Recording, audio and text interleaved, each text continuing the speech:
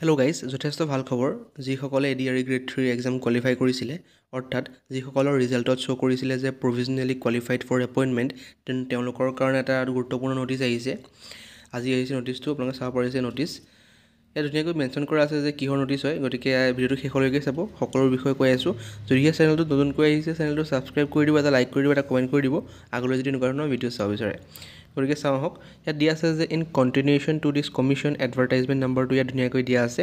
And subsequent notice this is for the information to all the candidates who have qualified and provisionally selected for the appointment to class 3 post. অৰ্থাৎ যিসকলে class 3 post অৰ্থাৎ ADRE grade 3 পোষ্টৰ কাৰণে প্ৰভিজনেলি qualified হৈছিলে, অৰ্থাৎ এপইণ্টমেণ্টৰ কাৰণে qualify হৈছিলে under the state level recruitment commission for class 3 post, they can view their allotted department on 4 November 2025। গতিকে আপোনালোকৰ যিহেতু ডিপাৰ্টমেণ্টবোৰ এলট কৰা হোৱা নাছিলে, গতিকে সেই ডিপাৰ্টমেণ্টবোৰ বৰ্তমান এলট কৰা হ'ব। অৰ্থাৎ 4 তাৰিখৰ পৰা সেই ডিপাৰ্টমেণ্টবোৰ আপোনালোকে চাব পাৰিব। অৰ্থাৎ আপোনালোকে কি ডিপাৰ্টমেণ্টত চাকৰিটো পাইছে সকলোবোৰ চেক কৰিব পাৰিব 4 নৱেম্বৰৰ পৰা।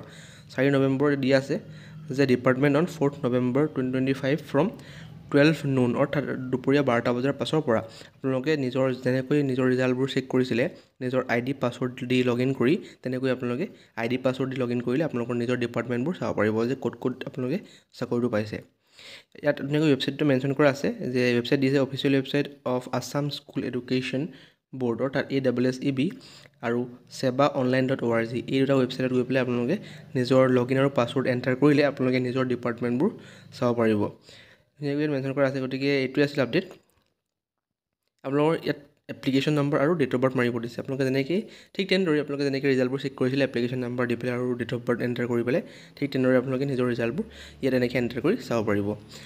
ধুনীয়াকৈ দিয়া আছে যে 4 নৱেম্বৰ 2025 পৰা আপোনালোকে নিজৰ এলটেড ডিপাৰ্টমেণ্টবোৰ চেক কৰিব পাৰিব। অৰ্থাৎ আপোনালোকে কোন ডিপাৰ্টমেণ্টত চাকৰিটো পাইছে সেইটো ধুনীয়াকৈ চেক কৰিব পাৰিব। গতিকে এইটো আছিল আপডেট। যদি আগলৈ এনেকুৱা ধৰণৰ কুইক আপডেটছ পাব বিচাৰে তেনেহ'লে চেনেলটো ছাবস্ক্ৰাইব কৰি দিব, এটা লাইক কৰি দিব, এটা কমেণ্ট কৰি দিব। Thank U.